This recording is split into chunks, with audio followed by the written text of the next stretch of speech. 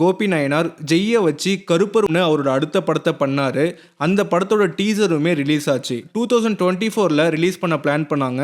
But censor board இந்த படத்துக்கு certificate கொடுக்க மாட்டேன்னு சொல்லிட்டாங்க. இந்த படத்தோட பிரச்சனை ஒரு பக்கம் நடந்தாலும் கோபி நயனார் அங்கேயே நிக்காம அவரோட அடுத்த படத்தை எடுக்க ஸ்டார்ட் பண்ணிட்டாரு. வெற்றிமாறன் ப்ரொடக்ஷன்ல ஆண்ட்ரியாவை வச்சு மனுஷின்னு ஒரு படத்தை எடுத்து முடிச்சாரு.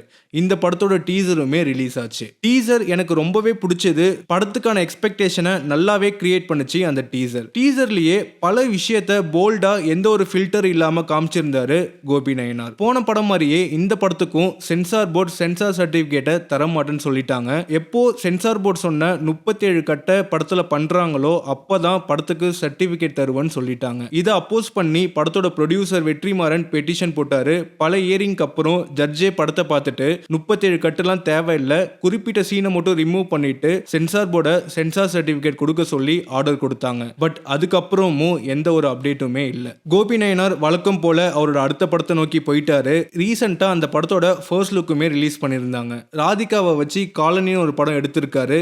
இந்த படம் ஆச்சு எந்த ஒரு சிக்கலுமே இல்லாம ரிலீஸ் ஆகும்னு நம்புறேன்.